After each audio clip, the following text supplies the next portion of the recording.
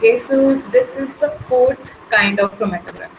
We already studied paper, column chromatography, GLC, PLC, and HPLC. So the five kind of chromatography we already studied. Now we have to see what kind of separation or what kind of, you can say, the dividation of a compound can be happen inside the ion exchange chromatography. So as the name suggesting here, ion and exchange and chromatography. So this is simple that chromatography we know it is all about the separation. We separate something here. Ion exchange means there will be separation that is based on the ions. So ions can be the positive ions and can be the negative ions. So two kind of major ions which are present here, positive and negative. So on the basis of this positive and negative ions, we are going to do the separation. So here we can use two kind of stationary phase, one which attract the positive ions and second one which can attract the negative ion exchanger. You can say negative ion exchanger or can be the positive ion exchanger. So this is the basic definition of ion exchange chromatography and the principles. So ion exchange chromatography is a process that allows the separation of ions and polar molecules. So this is a categorized or specific derivation that they are going to separate only on the basis of ions and polarity of a molecule. So these two things are the major role to play here. One is the ions, what kind of charge is present. It can be the positive or the negative, or what are their polarity. So polarity is also you can say the relative terms to the ion characteristics. So based on their affinity to the ion exchanger, and also their affinity, that is also based on their ionic nature. Like if we are having some cation exchanger, so there in the cation exchanger inside the stationary phase we are going to have a negatively charged built cation exchanger which is going to attract the positive ions because it is a cation charges, and you know the cation is the positively charged molecule and an ion are the negatively charged. So in cation exchanger, the rod or you can say the stationary phase that will be built by a negatively charged molecule which is going to attract a cation or you can say the positive charge. So in that case, we can call them the ion exchanger. So these ion exchanger, they can be two type. One, they can be the cation exchanger, ion exchanger, and second one is the ion exchanger. Sorry, anion ion exchanger. So in the simplest way to understand it, that ion exchange chromatography, we can categorize it in the two types. One which is based on the cation ion exchanger, and second one which we can call them the anion ion exchanger. Cation for the positive ion molecules and the anion for the negative ion molecule. So on the basis of their ionic configuration or on the basis of their ions, we can separate them out. So it can be used for almost any kind of charged molecule. But the basic condition, or you can say the basic need for the separation, that molecule which we are going to separate here. So that should be charged. Okay, charging is a major condition here. Like in the GLC, we need something which can be volatile. Okay, only volatile things can be separated there. And here the things which can be charged, they can be only separated inside the ion exchange chromatography. This is the basic rule you have to be remembered here. So, like what kind of molecule which can be separated here? They can be the large proteins. You know the protein have charge. Like protein are made up of the amino acids. See, amino acids are here. So amino acids which are made up of like amine group and carboxylic group, and also they have a functional group, that R group, that is specific to every kind of amino acid. If you remember your second semester in the animal physiology, you studied about all the protein, carbohydrate, lipid. So their basic configuration, component, how they made up. So protein are made up of amino acids, and amino acid involve three kind of group: carboxylic, amine group, and one R functional group. So on the basis of that, they are having a positive charge, negative charge, and also the R group that is specific, they can be positive or they can be negative. So in that case, sometimes these protein can show the net charge. Net charge, I think you know, when the positive and negative charge are equal, then that situation is called the net charge of protein. So, in the simplest meaning of all the thing, I just tell you that proteins are the charged one. On the basis of their amino group configuration, we can call the protein that they are the charged molecule. Also, the small nucleotides have also their charges. So that's why anything which have a certain charge on them. So on the basis of their charging capacity, on the basis of the charge which is present on a molecule, we can separate them out in the ion exchange chromatography. So the principle that it is based on the reversible electrostatic interaction. So reversible electrostatic interaction means the opposite interaction between the two charges. Like if we wanted to catch a positive ion, we have to place a stationary phase with the negative ions. If we wanted to catch a negative ion, we have to place a stationary phase with the positive ion, because you know the same charge repel, but the opposite charge attracts. So that's why this reversible electrostatic interaction have to be placed inside for the separation of the matrix. So the separation occurs by reversible exchange of ions. So this reversible exchange of ions can be done inside the column between the ions present in the solution and those present in the ion exchange resins. So this reversible exchange happen in between the present in the solution, but it means simple, you can say the mobile phase and stationary phase. Mobile phase, in which we have our sample, which is going to pass through the stationary phase, and based on their affinity and their ions, you can say ions attractivity power, they can be separate out. Like if they have a positive ions, negative ion will be going to attach with them, but if we are having the positive ions in the mobile phase, they are going to just pass through the column. So which come first, on the basis of that we can separate them out. The same chromatography, everything that depend on their retention time, what kind of component, or you can say what kind of molecule take how much time to pass the column, and this is called the retention time. And our whole chromatography chromatogram formation is based on the retention time. So that's why this principle here, that is also based on the retention time, but retention based on the ion affinity here. So you can see here, this is an ion exchanger stationary phase particle. So if this is an ion, so don't get confused, like if this is an ion, so they are having the negative charge here. No, they have to attract negative charge here. And if this is a cation exchanger stationary phase, they will going to have the negative charge here, and they are going to attract the positive charge. So just think it opposite, like if it is an ion exchanger stationary phase, they are having the positive molecule.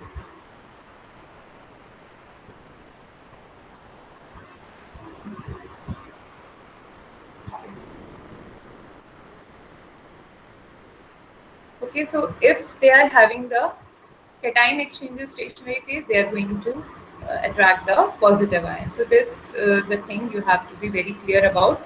And anion exchanges stationary phase and cation exchange stationary phase. Now the classification of resin. Resin is like the stationary phase here. Okay, so we have to use some kind of resins to attract these ions. So now if we see the classification of resins, means what is basically their classification is based on their chemical nature. What kind of resin is? First can be the strong cation exchanger resin. Means they are going to attract the positive molecule very strongly. Means their affinity will be very higher towards the positive charges. So they will be strong cation exchange resin. Okay. Second one, weak cation exchange resin. So they have the affinity towards the positive ion, but that is not that strong as is present in the strong cation exchange resin. So they have some weak interaction. Third one is strong anion exchange resin. So the same condition, these have the strong affinity towards the negative ions, and weak anion exchange, they have the affinity, but that is weaker as comparison to the stronger anion exchange resins. according to the source, they can like this classification that was based on the chemical nature here. And now the next source, or you can say next classification of resin, that can be based on the source from which we can found them. So, we can have the natural resins, which is naturally present inside the environment, and second type we have here synthetic resins, which we can made inside the laboratory. So, natural resin for cation exchanger, we can use the zeolites and clay, and for anion, we can use the dolomite. So, these can be used as a stationary phase as a natural one. Synthetic one, inorganic and organic resins, which are polymetric resin and composed of the polystyrene. They sites for exchangeable functional groups. They can be used, and the divinyl benzene. They have a very high cross-linking agent. They offer stability. So this kind of the resins, they can be used inside the synthetically produced resin. Actually, in the synthetic resins, we can make it by like what kind of separation we needed to do, what kind of proteins we are going to separate it here. On the basis of that, we can prepare a stationary phase here or prepare the synthetic resin. So this can be conditional. They do not have a specific kind of groups into you can divide them on the cation base or anion base. But yes, according to your need, you can separate them out on the basis of their charges. For the ion exchange resin, what are the requirement? What kind of the resin should be present there? Like it must be chemically stable. The very first thing, if it is unstable, they are going to create a problem. They are going to react with the sample. So that's why they should be stable.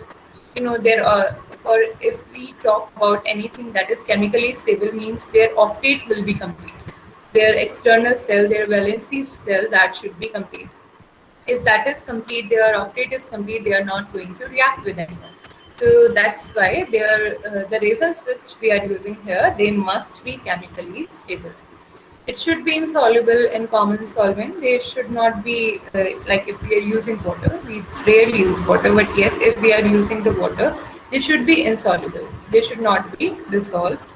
It should have a sufficient degree of cross-linking. Cross-linking is very important because on the basis of cross-linking, we are going to catch the ions inside the stationary phase. So that's why this is the important property that has to be present inside the resin. That is called the sufficient degree for cross-linking.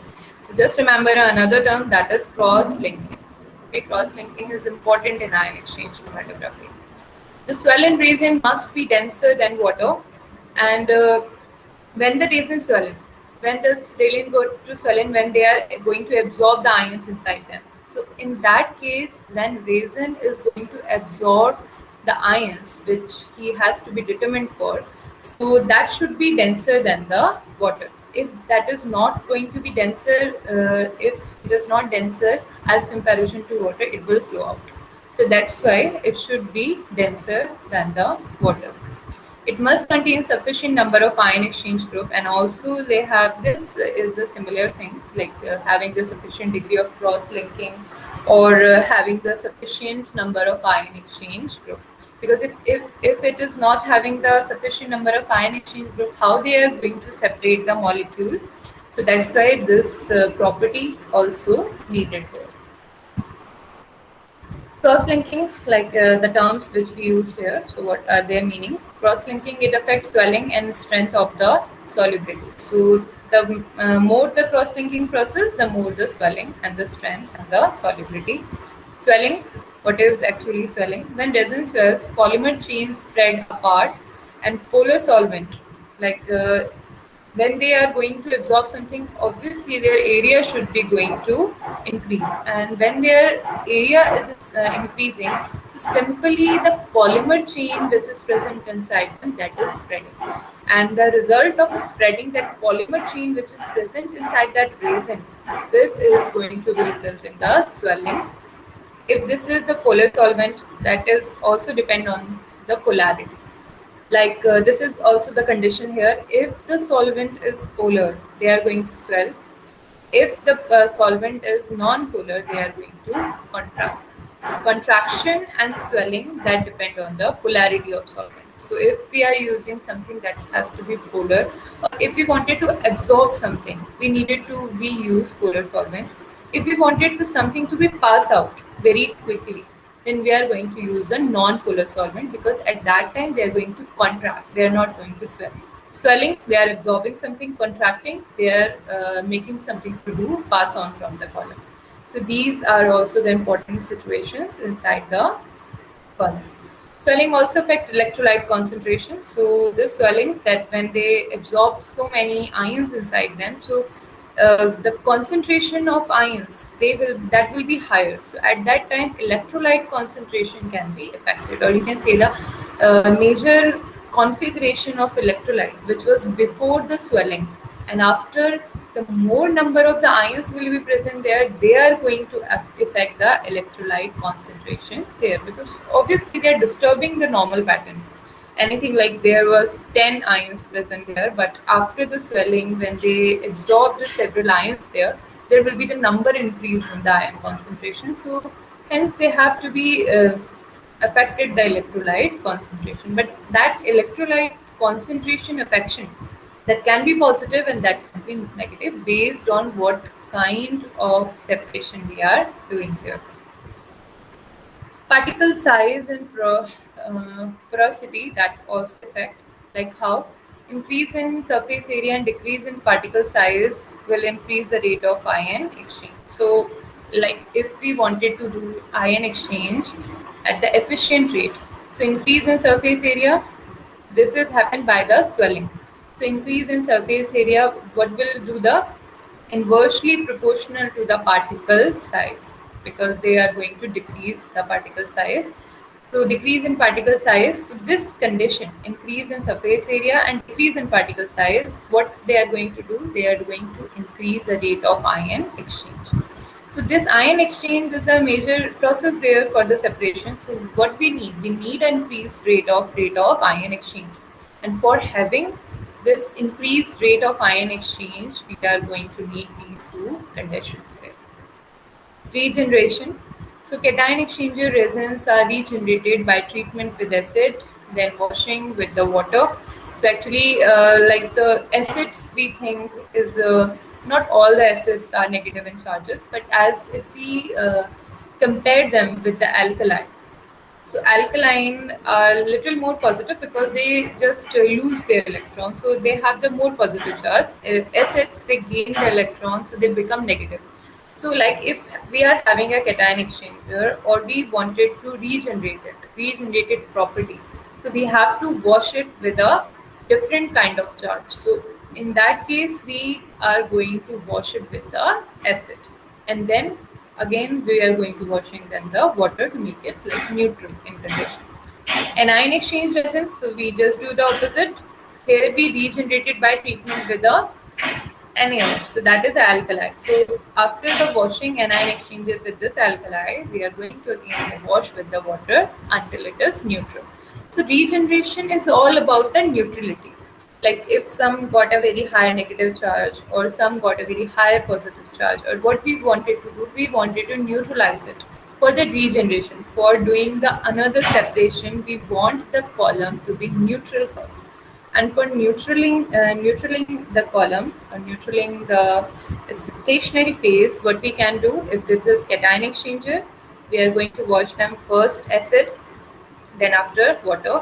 If this is anion exchanger, we are going to wash it first by the alkali and then we are washing by the water. So this is the process what we used for the regeneration or neutralizing the stationary phase here. This is a setup, experimental setup of ion exchange chromatography, like illusion. Now, these two terms are also you have to illusion and eluate. Illusion, what we when we dip the mobile phase with the sample into column, that is called illusion. And illustrate what we got from here. The after the when the retention time take place and the molecule come out from the column, that is called illustrate. And this is called the illusion when we you can say when we introduced our mobile phase inside the stationary phase. This is a sand, anything which can be used here. like something which can be the solid. Glass wool should be used here, just not pass out all the thing from the column. Ion exchange resin inside that is can be used as a stationary base. This is a Matrom 850 ion chromatography system. So every system have their names on the basis of their model. So this is the diagram of Matrom 850 ions chromatography. This is the instrumentation of ion exchange chromatography here. So you can see the elutant, that is the elutant which we are going to introduce inside this column. And after the elution, that there will be the ion exchange properties, whatever the resins which we are using, cation base and ion base, they will be going to separate out, suppress the motility, track that this is going to track the ion, whatever the ionic interference happens here, this will be going to be tracked by here. And after that, they will be showing the data processing process and they will be showing it on the monitor. So this is a basic need, or you can say this is a basic instrumentation for the ion exchange chromatography. Oh, there are so many. This is the elution process. Okay, elution means when a eluent or eluent pass from the stationary phase or we got a elute. This process is called the elution. Okay, so the process of extracting a substance that is absorbed to another while washing it with the solvent, this is called the elution. Means we are dipping, or you can say we are passing our mobile phase with our sample, which has to be separated here. This is called the eluent. And when they pass through the stationary phase, and some which going to be absorbed here, some which just passes by the stationary phase without absorbing there. So at that case, the thing which we got here, that will be called the eluate, and that is a separated thing from the compound. So eluent, the substance used as a solvent in the elution, and the eluate, the solution of the solvent and the substance that was absorbed to another is. So the thing that is absorbed, but the one which is left out, that came after the column activity, that is called the eluate. So these are the two terms which used in the process of elution, or you can say the ion exchange chromatography. Next, a practical requirement, we need a column that can be made of glass, stainless steel, or polymer. So this is a column requirement. It can be made of glasses, stainless steel, or a polymer. Second is here packing the column. So how we can pack the column? So there can be the wet packing method, basically a slurry. Like in the TLC, I showed you how we can make a slurry or make it like a thin plate. So here also we will packing that column with a slurry that is prepared of the eluent with the stationary phase powder and then carefully poured into the column. Care must be taken to avoid air bubbles. So when we are pouring that particular slurry inside the column, there should be we should be very careful. Then there will be no bubble that has to be present there, because if the bubble will be there, they can affect the working property of the ion exchanger. Application of the sample, like on what application, on the basis of sample, how the column activity can be amplified. So after packing, sample is added to the top of the stationary phase. Simple, as we do in all the chromatography, we add the sample on the top of the column. Use syringe or pipette. We can use anything, like we can just for the adding the sample, we can use a syringe or the pipette.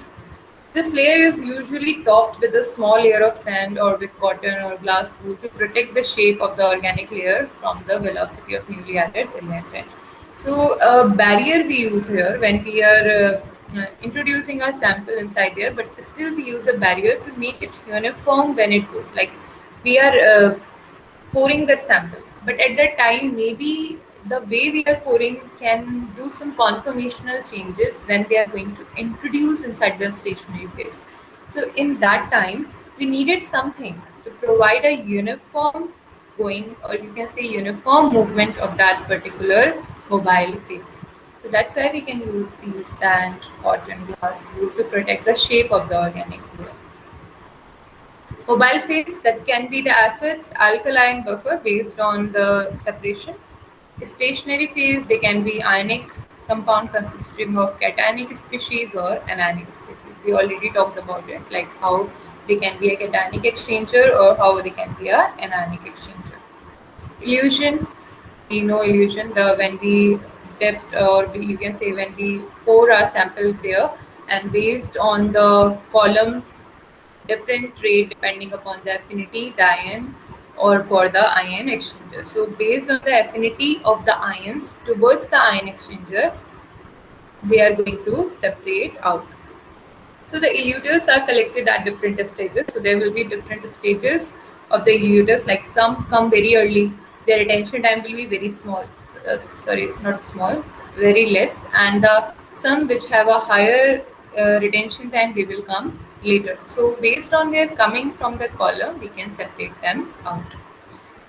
Analysis of the elute, like the how the elute which we got from the column, how we are going to analyze them. So analyzation can be done like the spectrophotometric analysis, flame photometry, holographic, conductometric. These all the technique we studied in the before the chromatography analysis. So this is the same kind of analysis done because when the ions, they have a charged molecule, and on the basis of their charging activity we can conduct a chromatogram, and that is very easy process. We don't do anything there. This is a computer software which done all the analysis work for us. So here you can see like the low salt illusion buffer, which is going to come very early. This and the high solute buffer, they will be going to come later. So this on the basis of their illusion, or you can say on the basis of their affinity to the ion exchanger, they will come 1, 2, 3 planes, one by one. Like pink, they have less. Purple, they have a little higher, or the blue, they can be more affinity towards the ion exchanger. You can see here this purple, blue, and red one. More highly charged molecule are more tightly bound to the resin. So the one which are having the more charge, or you can be in the very first when we talked about the very high cation exchanger, weak cation exchanger, or the high anion exchanger or weak anion exchanger. So now this term used here, that like some of the molecule which having a very highly charged, so they are going to be tightly bond in a very starting. Their retention time is like very small. Retention time is not small. Their binding time is very less. Like more tightly charged molecule are more tightly bound to the resin, and so travel slowly and are eluted later. So they have a very high affinity. So that's why their traveling take a lot of time. So passing that column from this phase to this, they will take the very more time as comparison to the other one. Moderately charged molecule means neither they have a very high charge nor they have a very less charge. So in that case, they are the moderately charged molecule. They will be like in an intermediate position. They moving buffer more. They moving as comparison to buffer is like more rapidly, but they will be slower as comparison to the less charged molecule. One with the less charged molecule bind less strongly with the resin and equilibrate with the moving buffer more rapidly. They will be moving even more rapidly than the buffer also. So travel rapidly and eluted sooner. So first thing which is going to come out from that column has to be very less charged molecule. Second thing which is going to come there from that is moderately charged molecule, and the one which do not come or take very much time to come from the column, they will be the more highly charged molecule. So simple here, if like this was the cation exchanger, and they are the one which are having the positive charge, they will bind it because the cation exchanger have negative charge here, so they are going to attract the positive charge and make them the bond. The one which are having the negative charge, why they are going to attract with the negative charge, they're just going to repel them. So that's why they are just going to fastly move throughout the column without attached to that particular stage. So the one which is going to illustrate it first, they will be called as a negative charge because this is a cation exchanger. They are having negative charge, so negative cannot attract negative, cannot make bond with negative, so negative just coming out. The one which was comes so last, they will be the positive charge, and the one which come in the intermediate position, they do not have very more, or you can say they are like the intermediate neutral position. They do not have more rapid, or you can say more positive charge, or neither they are having the negative charge. So this intermediate situation, they just come in between. The higher the charging capacity they are going to attach, the less the charged molecule they will elute first. Factors affecting ion exchange separation, like what kind of factors which can affect this whole process? They can be the natural properties of ion exchange resin, like the cross-linking, swelling. It's important. So it's more cross-linking, they are more rigid, but swelling is less.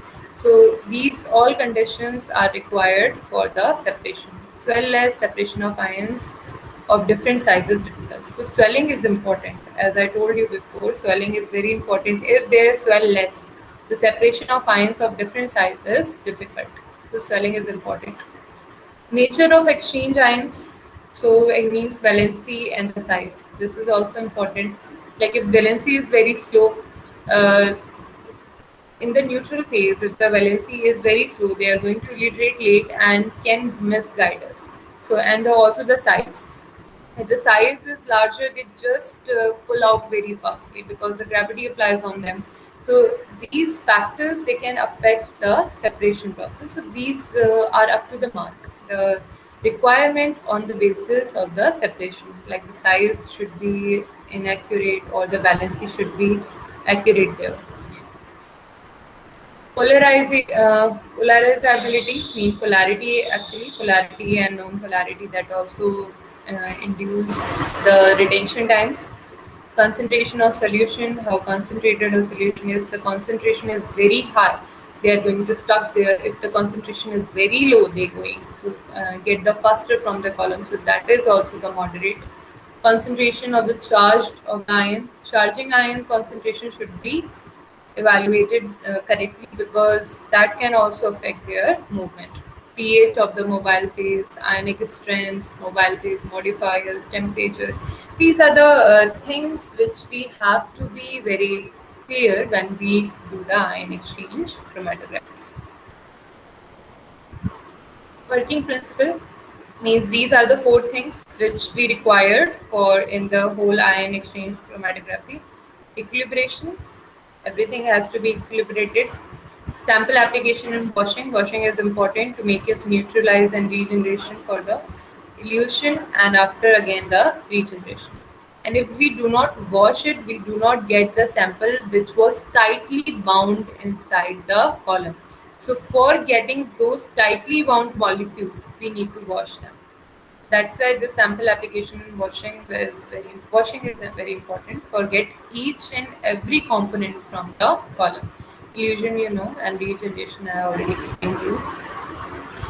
So equilibrium, you can see here that the combination, like one is two, three, four, five, every ions they have a counterpart for making them stable. So this is the situation when every positive have a negative. This is called the equilibration time. So this situation that is needed an ion exchange chromatography in an initial phase. So this should be there. After that, when they are pouring the sample or inside there, on the basis of their affinity, they are going to track. Like this is the one which is positively charged. So positively charged, so they are going to attach with a negatively charged molecule. So this one, they have maybe a less, or you can say intermediate polarity. They can become in a less affinity to be absorbed. So in that case, this is the high. They just bind up in a very short time. This take a time, but yes, they have a slight affinity, so they bind, but not at a very tightly bond as they made them.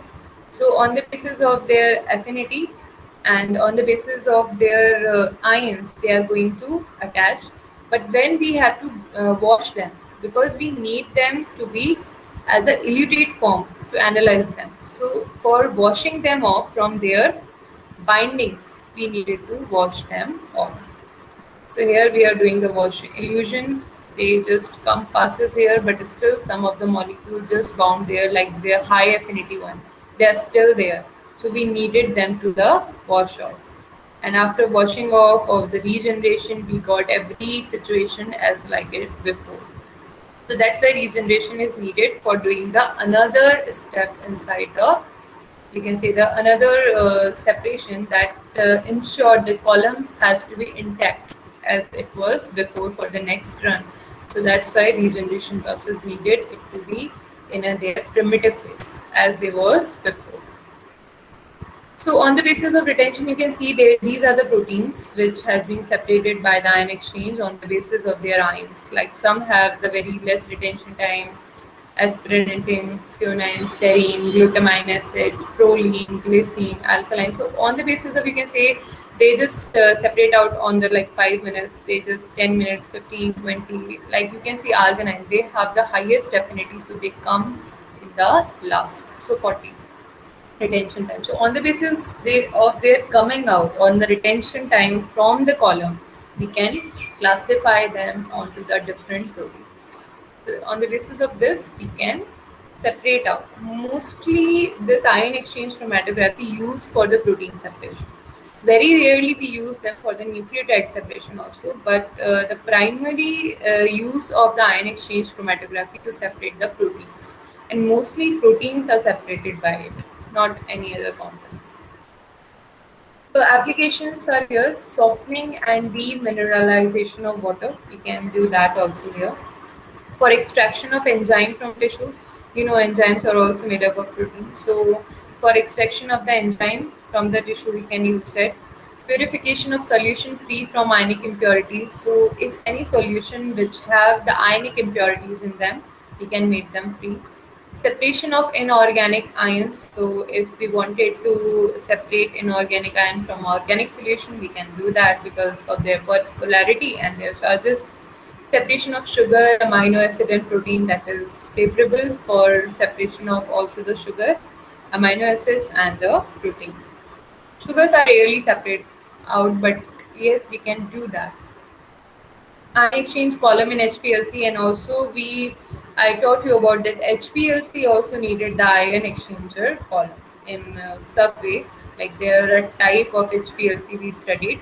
So in a one of a type of HPLC, we can also use the ion exchanger column. So these were the application. Still, you have any problem, you can go through these references also.